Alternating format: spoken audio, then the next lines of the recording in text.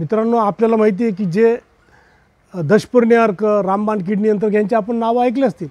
याच्या पाठीमागचं तत्व काय आहे मित्रांनो, हे आपण समजून घ्या। ह्या साध्या भाषेमध्ये आपल्याला जर सांगायचं, जे गवत किंवा जो पाला बकरी खात नाही त्या पाल्यांमध्ये खूप विषारी द्रव्य असतात आणि आपल्या शेतात जी कीड येत असते तिलाही ते कळत असतं की ही विषारी आहे, याच्यापासून आपण दूर राहायचं। मग अशा यांचा जर वासाचं औषध तयार करून आपण आपल्या शेतात फवारलं तर त्याचा परिणाम ते कीड आपल्या शेतीपासून दूर पळते। म्हणजे आपण तिला मारत नाही, फक्त तिला आपण दूर ढकलतो आपल्या जमिनीपासून, शेतापासून, पिकापासून। तर यासाठी रामबाण कीड नियंत्रक कसं तयार करायचं, त्याच्यामध्ये काय वापरायचं हे मी तुम्हाला थोडक्यात सांगतो।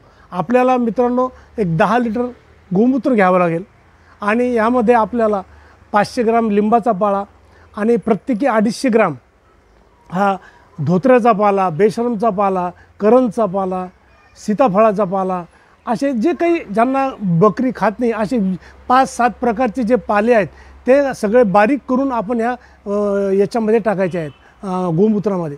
त्याचबरोबर त्याच्यामध्ये आपण 100 ग्रॅम मिरची, 100 ग्रॅम अद्रक, 100 ग्रॅम लसूण हा देखील टाकायचा आहे बारीक करून मित्रांनो। आणि हे सगळं मिश्रण आपल्याला अर्ध होईपर्यंत उकळायचं आहे।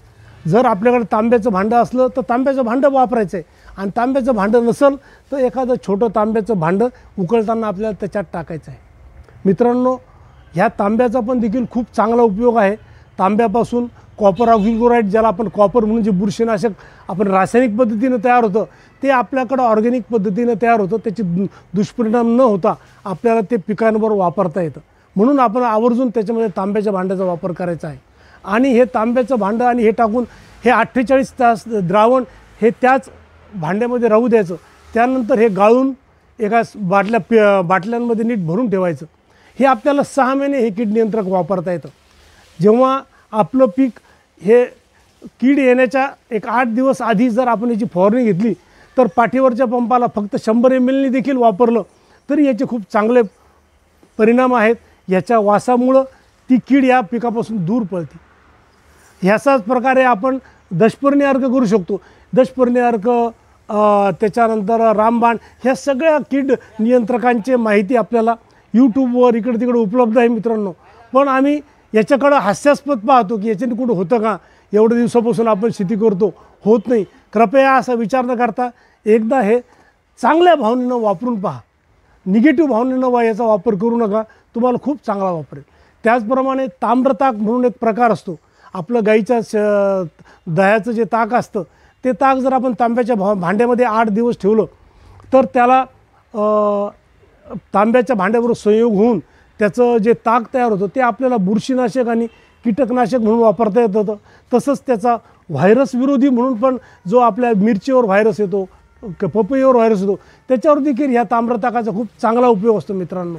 अशी ही जी सोप्या पद्धती आहेत ह्या जर आपण करण्याचा अवलंब केला तर ही 2-2 हजार रुपये, 4-4 हजार रुपये लिटर किंवा किलोची औषधं जे आम्ही शेतीमध्ये आणतो आहे त्यांचा आम्हाला वापर कमी होईल। मित्रांनो, आपल्याला माहिती आहे की आमच्या शेतीला भाव हा आमच्या हातात नाही आहे, त्यामुळं आम्ही अगदी सोन्याचं पत्र लावून फवारणी करण्याची आमची हिंमत जरी केली पण तेवढा भाव आम्हाला या शेतीच्या उत्पन्नाला मिळत नाही।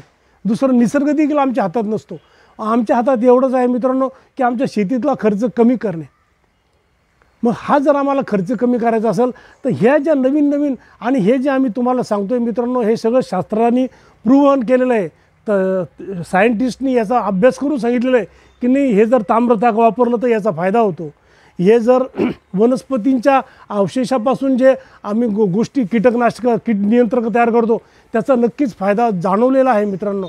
याचा सगळ्यांनी आपण फायदा करून जर घेतला तर आमच्या शेतीतला खर्च हा खूप कमी होईल मित्रांनो। आवर्जून आपल्याला विनंती आहे की ह्या सर्व गोष्टीचा आपण अवलंब करावा आणि ही जी आमची उत्पादनं ही विषमुक्त होतील, त्याच्याने आमचं आयुष्य चांगलं होईल, आमच्या मुलाबाळांचं होईल, आमच्या पाहुण्यांचं होईल। आमच्या मुलीकडं जर आम्ही काही भाजीपाला आमच्या शेतातला पाठवला तर तो विषमुक्त राहील, तर एक वेगळं समाधान आम्हाला राहील। नाही तर मित्रांनो, आमचा शेतकरी हा इतका भोळा आहे की आज फवारणी करतो आणि दुसऱ्या दिवशी त्याची सोंगणी करतो त्या टमाट्याची, त्या कोबीची, आणि घरी पण स्वतःला घेऊन जातो तो खायला आणि बाजारातही तशीच पाठवतो। कृपया हे सगळं आपल्याला टाळायचं असेल तर आम्ही ही जी आम्ही घरची कीटक नियंत्रकं आहे ही आम्ही वापरायला सुरुवात करूया आणि सर्वांना आपण चांगलं विषमुक्त खाऊ घालू, स्वतःही खाऊ घालू, याचे आपण आज संकल्प करूया, एवढी मी आपणास विनंती करतो.